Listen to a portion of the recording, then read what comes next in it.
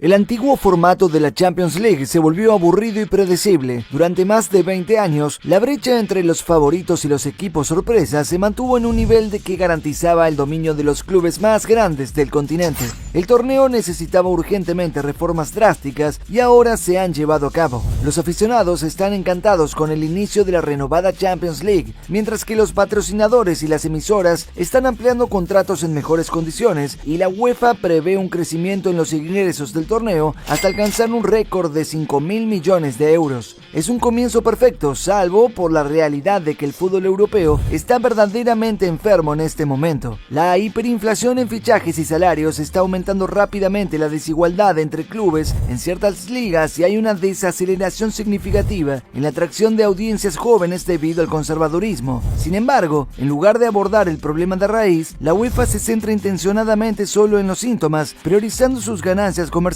inmediatas. Los primeros años de la década del 2020 fueron un periodo increíblemente difícil para el principal organismo rector del fútbol europeo debido a la pandemia. Tuvieron que posponer durante un año su campeonato de Europa más lucrativo. La Eurocopa finalmente se llevó a cabo y a pesar de las restricciones por la COVID-19, la UEFA logró obtener ingresos sustanciales del torneo. Pero justo antes de la Eurocopa, el ánimo del presidente de la UEFA, Alexander Čeferin, se vio seriamente afectado por aquellos cuyos intereses defendían la mayoría de las situaciones en detrimento de otros. Un grupo de los clubes más importantes de Europa, frustrados por el estancamiento de la Champions League, decidió formar su propia competición de élite. Sin embargo, con el respaldo de la FIFA y todas las ligas nacionales a las que pertenecían los clubes rebeldes, Čeferin pudo sofocar rápidamente la revuelta. Al mismo tiempo, logró mantener relaciones bastante cordiales con casi todos los directivos de los clubes más importantes. Un año después, otro golpe a la UEFA no vino desde dentro, sino desde arriba. El día antes del inicio del Mundial en Qatar, la FIFA anunció oficialmente la próxima reforma del Mundial de Clubes. Un torneo completamente anodino y sin atractivo se relanzará el próximo verano y se celebrará en Estados Unidos, exactamente un año antes del Mundial de Selecciones en el mismo país. Anteriormente, la Copa Confederaciones servía tradicionalmente como preparación para el Mundial, pero esto no generaba ingresos tangibles para la FIFA. Es difícil sobrevivir con los ingresos de un solo torneo que se celebra cada 4 años, especialmente en tiempos en los que el fútbol se está volviendo cada vez más eurocéntrico, donde la UEFA está creando nuevos torneos y reformando los antiguos para generar más partidos y en consecuencia acuerdos más lucrativos con patrocinadores y emisoras. En lugar de los 7 clubes anteriores, el nuevo torneo de la FIFA incluirá 32 equipos compitiendo en una fase de grupos clásica seguida de eliminatorias, 64 partidos en lugar de 8 en el formato anterior, y todos sabemos exactamente a qué torneo está desafiando la FIFA. Pero volvamos al punto, Europa. Los miembros visionarios de la UEFA predijeron la aparición de todos estos cisnes negros muchos antes de la década del 2020, por lo que las reformas potenciales comenzaron a elaborarse hace casi 15 años. Adivina quién dirigía la UEFA cuando se empezaron a discutir estos cambios. Exactamente, el futuro presidente de la FIFA, Gianni Infantino. Como resultado, el fútbol europeo se adelantó a su tiempo, superando a todos los demás con estas reformas. ¿Fue avaricia, corrupción, intereses propios o simplemente cálculos fríos y complejos? Tú decides. En cualquier caso, el plan de la reforma de la UEFA se reduce a una fórmula simple: más torneos, más equipos, más partidos y más dinero. La idea de aumentar la competencia debería haber sido una parte importante de este plan, pero se perdió en algún momento del camino. Desde 2016, la UEFA ha ampliado la Eurocopa, lanzado la National League y la Conference League y mejorando el fútbol femenino. Ahora está en marcha una reforma global de los torneos de clubes masculinos. Con tantos cambios y la creciente presión interna y externa, la UEFA no puede permitirse cometer errores, especialmente cuando se trata de su activo más valioso. Por un lado, objetivos que destacan el compromiso de la organización con el desarrollo del deporte en el continente y su valor para los clubes, ligas y todos los actores del fútbol.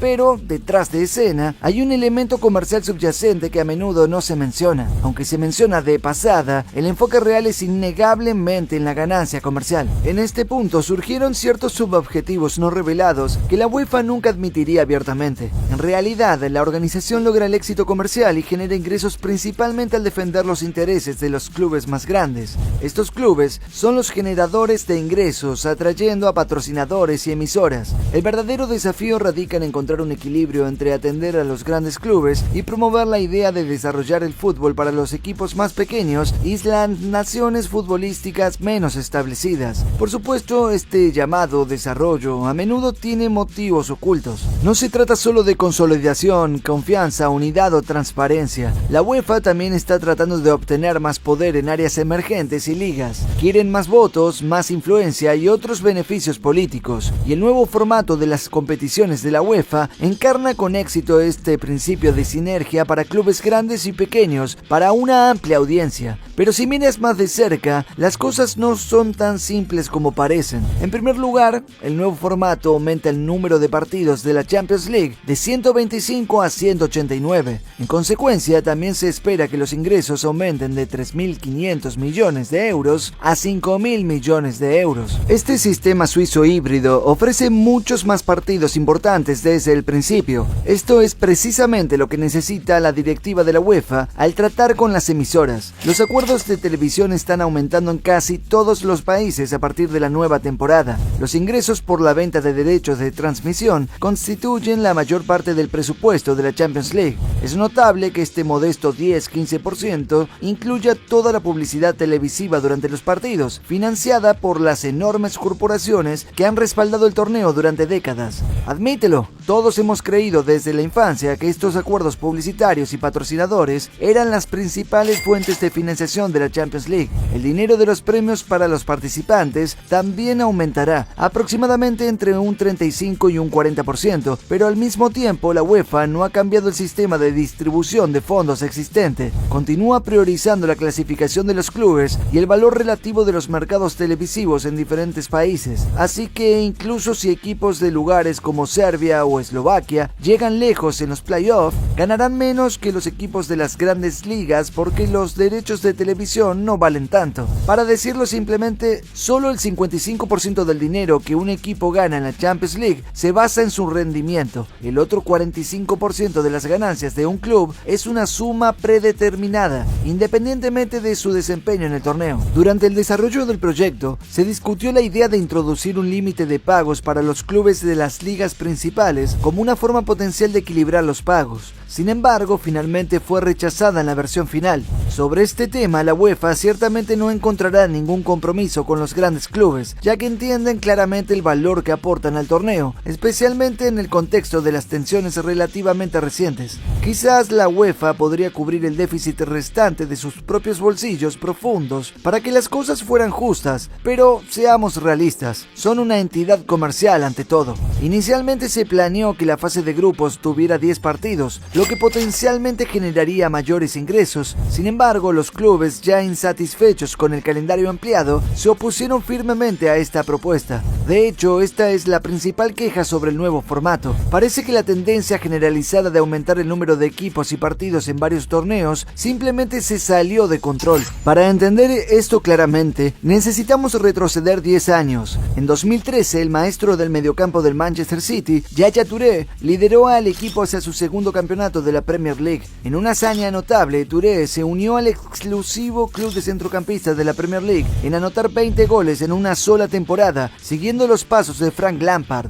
Como una fuerza de ataque indispensable, Touré hizo 35 apariciones en la Premier League, con un promedio robusto de 83 minutos por partido. Su influencia se extendió más allá de las competiciones domésticas, ya que desempeñó un papel importante en la Champions League, la FA Cup y la League Cup. Además, Touré participó en la Copa Africana de Naciones, donde su equipo llegó hasta los cuartos de final. Fue una temporada increíblemente intensa para uno de los más grandes centrocampistas de la historia del City y de la Premier League, la mejor de su carrera. 10 años después, el City tiene nuevos héroes y nuevos líderes, y no solo en el ataque. Una de las personas clave en la gestión del club llama a Rodri, el jugador más valioso e importante en la plantilla actual del City. Desafortunadamente juega en una posición que no compite por el valor Balón de Oro ni por otros premios individuales, pero incluso los aficionados de clubes rivales admiten que el español es actualmente uno de los mejores futbolistas del mundo. Una década después de la temporada notable de Touré, Rodri ha tenido su propio año increíble. Participó en 8 torneos a lo largo del año, resultando en asombrosos 66 partidos en un solo año calendario. Y ni siquiera quiero mencionar cuántos minutos jugó, teniendo en cuenta que Rodri es un mediocampista defensivo que cubre mucho más terreno en el campo que Touré. Es una hazaña aún más impresionante. ¿Te das cuenta de lo diferente que es el fútbol ahora en comparación con hace 10 años? Estos números son simplemente una locura.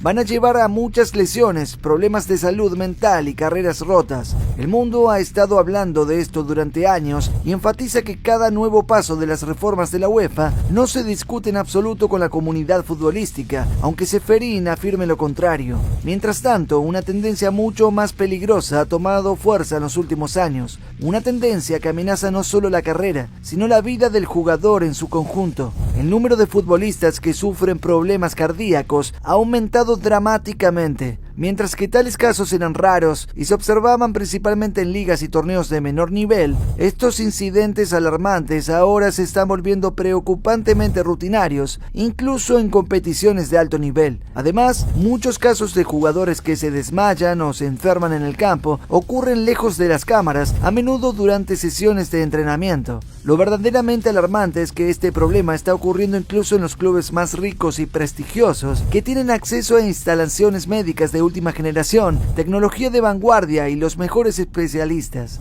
Si incluso estos clubes de élite tienen dificultades para predecir y prevenir tales tragedias potenciales, imagina cómo es para los equipos que no tienen los mismos recursos. A esto se suma el hecho de que las afecciones cardíacas graves pueden ser notoriamente difíciles de diagnosticar, y muchos de estos problemas surgen en los futbolistas debido al esfuerzo físico excesivo que soportan. Un estudio reciente de la Federación Internacional de Futbolistas Profesionales revela que alrededor del 80% de los jugadores de élite están en una zona crítica de riesgo de lesiones y problemas de salud graves. Según las recomendaciones de médicos y especialistas en medicina deportiva, para salir de esta zona crítica, el cuerpo de un atleta necesita un mínimo de 6 semanas de descanso de calidad cada año, sin entrenamiento ni ninguna otra actividad física. Pero ¿acaso las ligas y los principales organismos del fútbol se preocupan por este problema?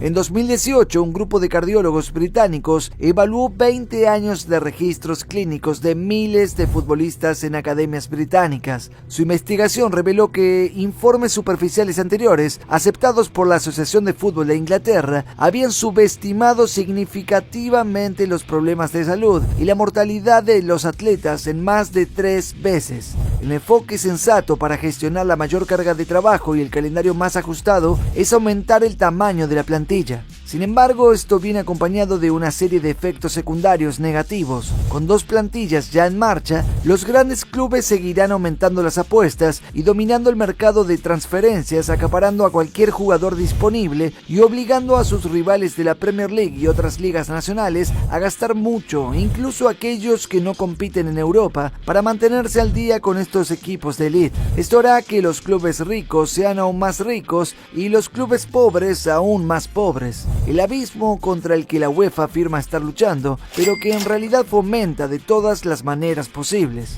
El problema principal no es el número de partidos o el formato de las competiciones europeas. Después de todo, si los clubes más pequeños de los bombos 3 y 4 ofrecieran una oposición más seria a los equipos grandes, no habría necesidad de cambiar el formato establecido o agregar más partidos al calendario. A los grandes clubes realmente no les importa estos cambios. Lo que realmente quieren es obtener esa calidad compitiendo contra otros clubes grandes. Porque, seamos sinceros, no importa lo bueno que sean Young Boys, Bolonia o Zagreb, no pueden generar el mismo nivel de ingreso que gigantescos como Barcelona, Juventus o Bayern. La UEFA no necesita hacer nada sobre esta desigualdad. Más bien, por el contrario, debería usar las herramientas inventadas para el equilibrio financiero en la dirección opuesta. Los dobles estándares son evidentes. Mientras que el PSG, el Manchester City City, el Chelsea, el Barcelona y muchos otros clubes de primer nivel reciben solo sanciones nominales y pequeñas multas por violaciones sistemáticas de varios millones de dólares de fair play financiero, los clubes menos prestigiosos son sancionados con prohibiciones de actividad en el mercado de transferencias o incluso expulsados de competiciones europeas por excedentes periódicos en los límites, un balance ligeramente negativo o el incumplimiento de obligaciones. Es un sistema diseñado para proteger a la élite.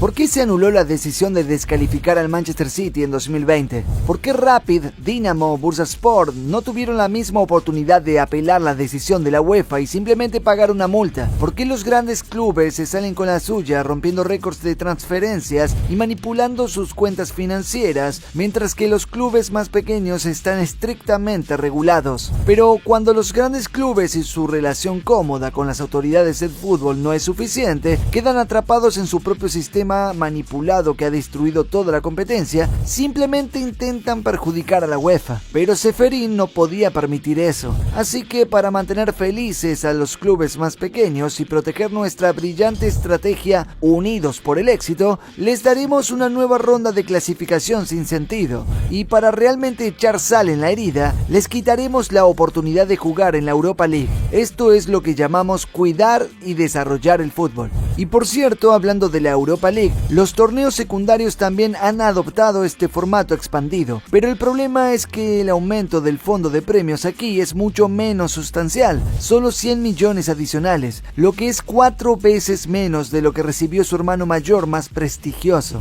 Además, ahora habrá incluso menos equipos de renombre en los playoffs, ya que los equipos eliminados del torneo principal no podrán continuar en Europa en la primavera. La situación con el dinero de los premios en la Conference League es aún peor. En consecuencia, se vuelve cada vez más difícil justificar la expansión del calendario para los clubes de menor nivel. Para estos clubes, este calendario aún más congestionado es doblemente difícil. Simplemente no tienen tantos jugadores de calidad en el banquillo y los que tienen pueden no ser tan confiables durante una temporada larga. A diferencia de los clubes de primer nivel, tienen servicios médicos, analíticos y de apoyo mucho menos desarrollados, lo que crea desafíos adicionales en el entrenamiento y la recuperación de los jugadores. Y no olvidemos, la Champions League siempre ocupa 2 días de partidos en horarios estelar entre semana. La Europa League y la Conference League no tienen el mismo horario de máxima audiencia. Los equipos que participan en estos torneos juegan sus partidos los jueves por la noche, lo que significa que solo tienen un día para descansar si tienen un partido de liga el sábado.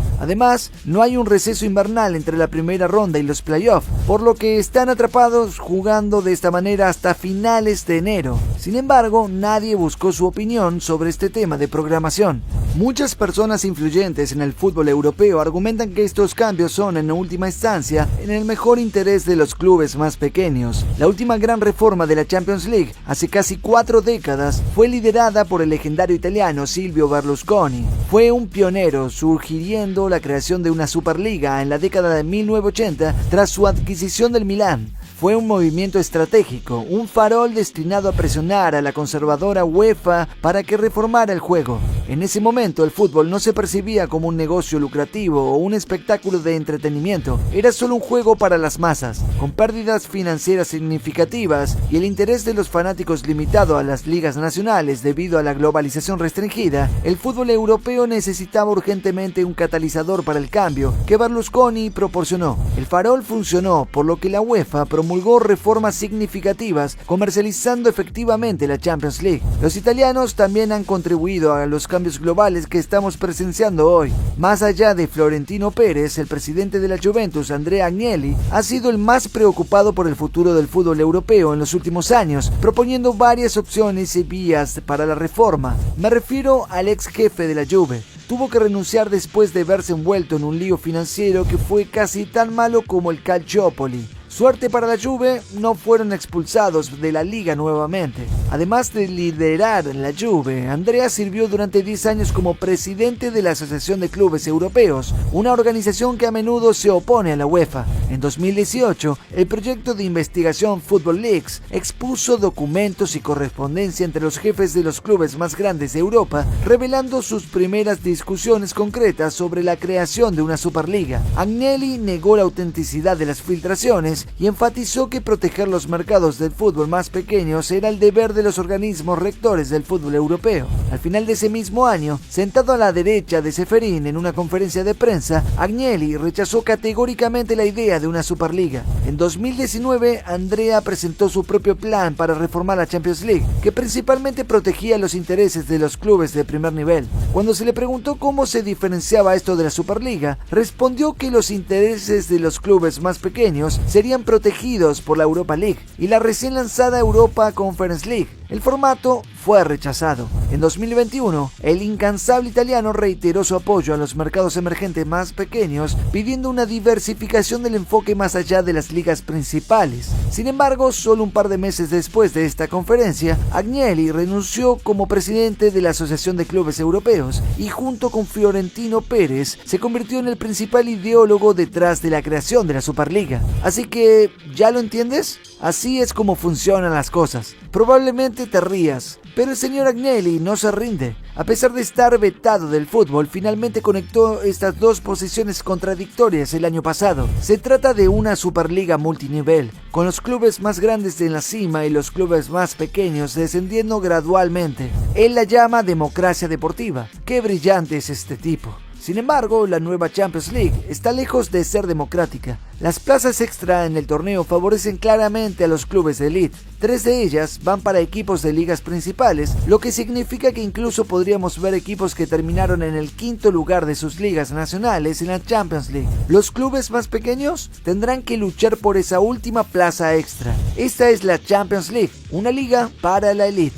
Si bien estoy abierto a la discusión, podría decirse que en Inglaterra, por ejemplo, actualmente hay una competencia feroz entre 7 u 8 equipos, todos los cuales han ganado el derecho de participar en la Champions League puramente por mérito deportivo. Pueden hacer que el torneo sea más competitivo, entonces una plaza extra para la Premier League está justificada. Sin embargo, crear artificialmente lugares para equipos más débiles de naciones no futbolísticas socava el principio deportivo. La decisión de la UEFA tiene más que ver con la política que con el fútbol, así que tal vez deberíamos llamarlo de otra manera. Champions League ya no encaja. Estoy de acuerdo en que el antiguo formato de la Champions League necesitaba una renovación. La fase de grupos se había vuelto monótona y predecible, sin mencionar a los aficionados. Desde la perspectiva de un espectador ocasional, el nuevo formato es un cambio refrescante que podría revitalizar la competencia y devolverle a la Champions League su antigua gloria. Pero la razón por la que estamos todos aquí es para explorar estos procesos en mayor profundidad juntos.